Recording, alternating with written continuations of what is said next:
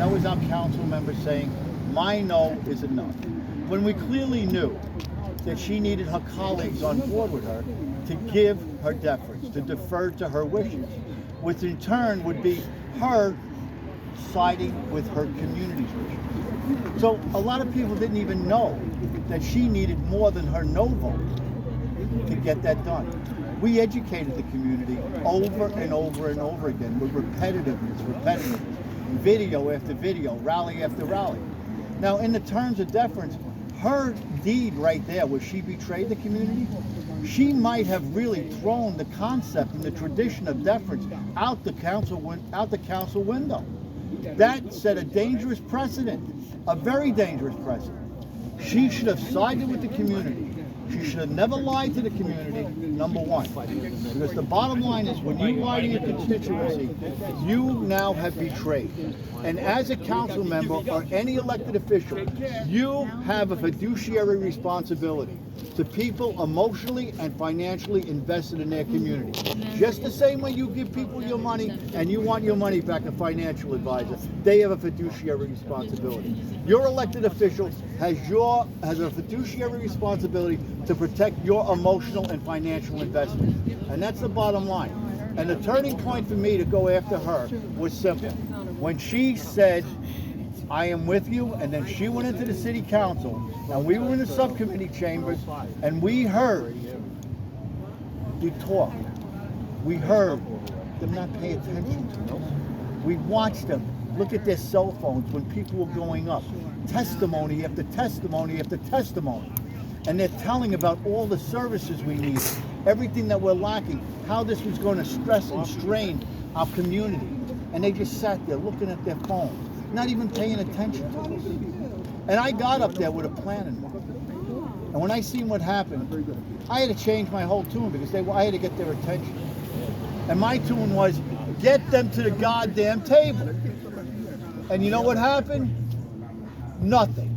They wouldn't even get us to the table with them. We never even met with the property owners once. There was no communication, no dialogue at all in that case. And that's a disgrace, and she's a disgrace.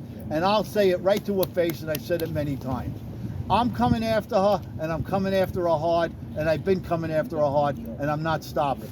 And that's the bottom line. That's my litmus test, and that's my thesis. Okay, we're going to go off and have our meeting now. Or did you want to answer that too, Ethan? Yes. Okay. The question is to follow up on that. Okay.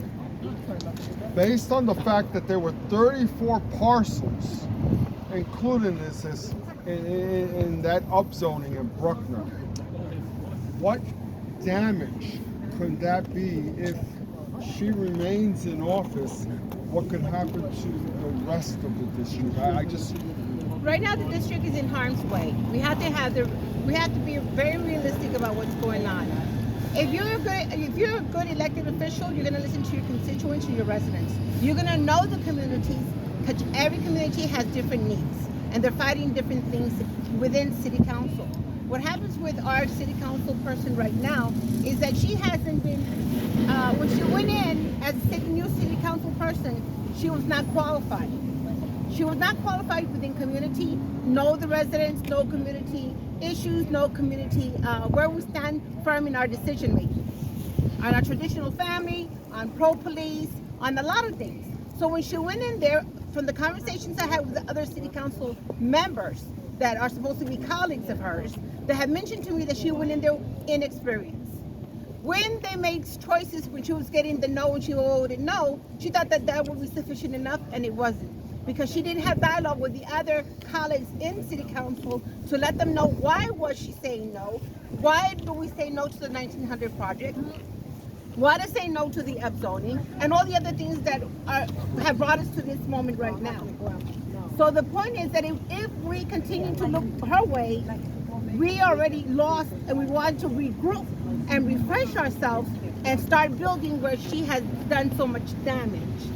In order to do a lot of that damage, you have to go back into the city council and have 51 members vote on it again and table things and make sure that we're fighting and having a conversation. For 1900, it would be land use and the 7 members of the committee. Without us knowing the process, then she's ignoring the people because she's not experienced. According to the city council members that she sits with, they have all told me, Irene, you're in this condition because she's not experienced. She does not know how to speak to us. She does not know how to put us to the table and give us a conversation about what do the people want. They don't want an exodus. We don't want to move. We want to save our children from these people who are coming in from jail, and we have 5 schools. When you take a look at the things that, and how is she going to know if she doesn't have experience with children? What is she going to know when she's not babysitting? What is she going to know about the Explore program? Did she ever run a program like I did? No. Does she have 2 daughters in the police department? No, I do.